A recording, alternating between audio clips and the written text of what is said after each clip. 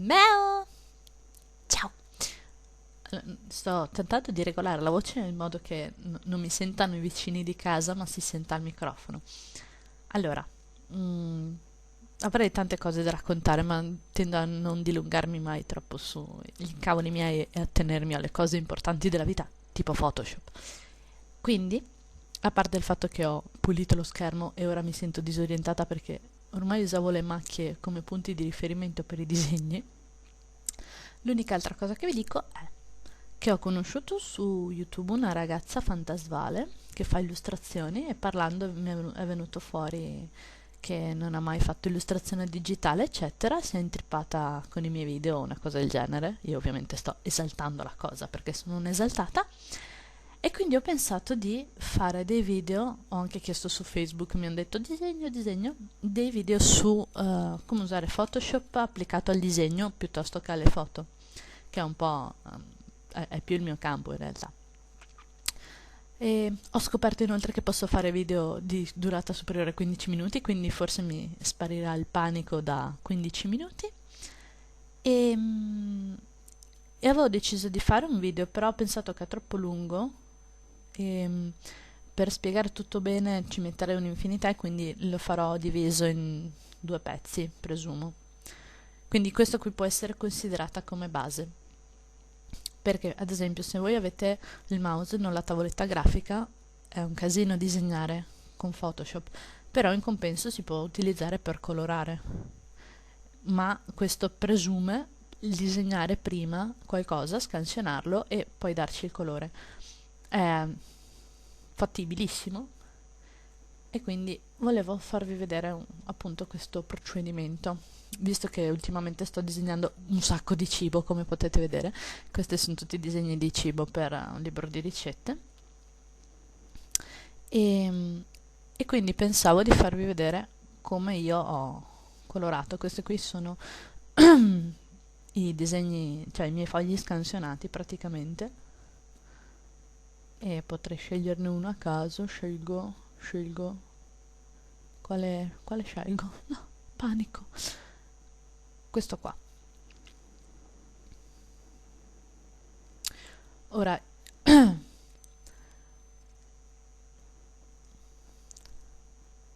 sacco di cibo. Qualcosa riconoscibile, qualcosa forse no, non si sa.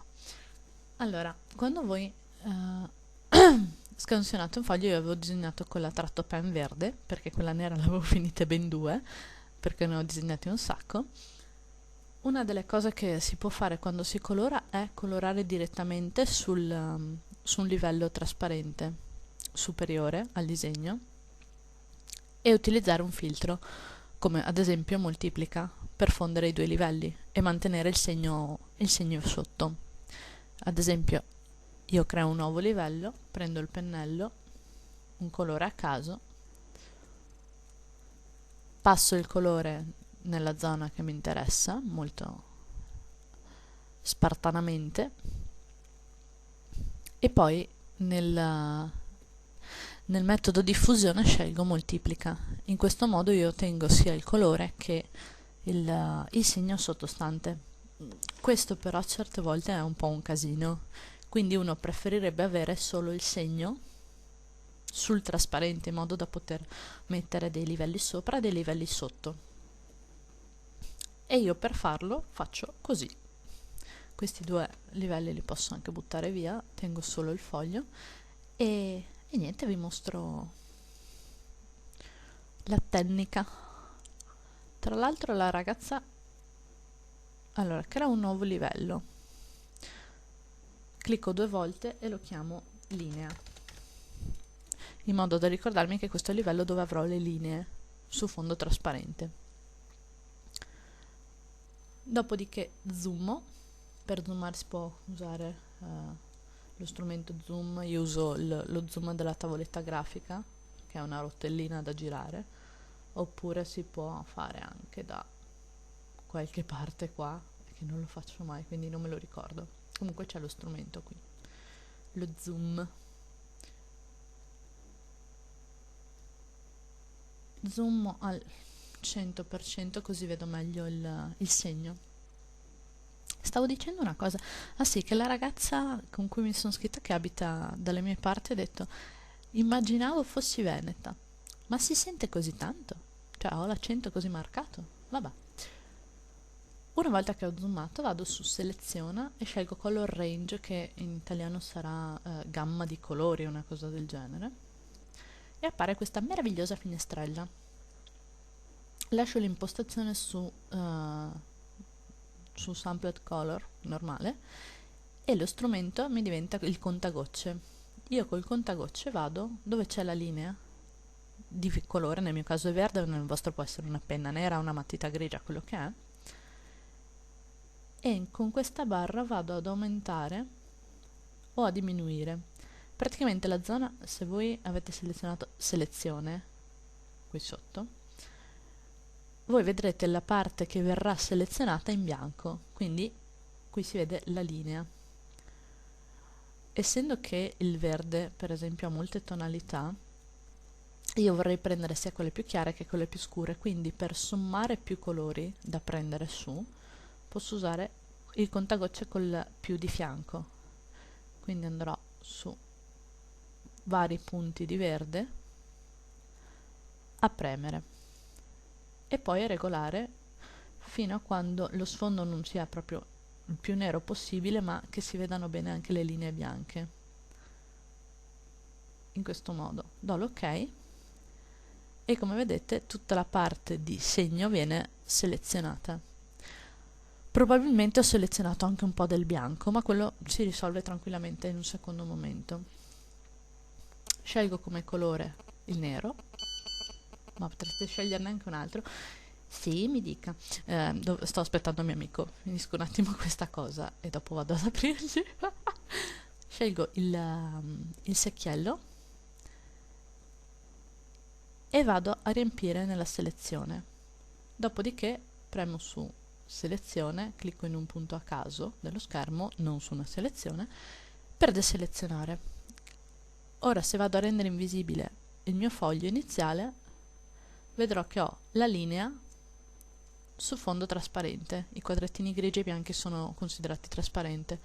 Per vedere se ho selezionato bene, creo un nuovo livello che chiamo bianco, originale, lo trascino al di sotto di quello con le linee e col secchiello riempito di bianco riempio e controllo che effettivamente il bianco sia bianco. Selezionando sul livello della linea e andando di nuovo su Select, Color Range, prendo sul bianco in modo da selezionare lo sfondo abbastanza bene, così. Adesso non è venuto, a volte si vede lo sfondo grigio perché magari in realtà ho selezionato anche parte dello sfondo che è bianco.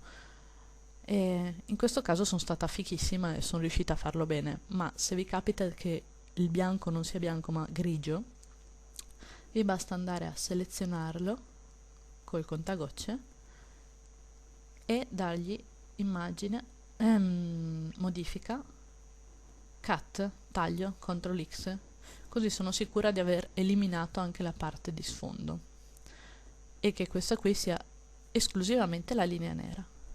Una volta che voi avete fatto questo, vi sarà sufficiente aggiungere livelli e dare il colore alle parti che vi interessano senza avere il problema delle sovrapposizioni, eccetera, eccetera. Bello un tacchino rosso bordo, vero? Quindi questa qui era la prima parte per estrapolare le linee quando fate i disegni a mano e li scansionate. E nella prossima vi faccio vedere come poi io effettivamente ho colorato questi disegni. Ve ne apro uno così lo vedete da vicino. Gli ho dato questo effetto tipo ad acquarello,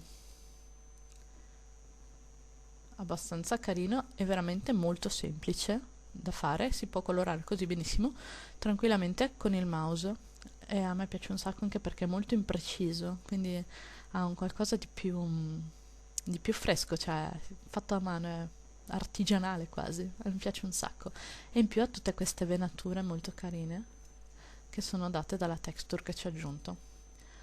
E quindi per stasera ho finito e Sì, ecco, magari vado ad aprire il mio amico ancora giù che aspetta. Ciao bambine.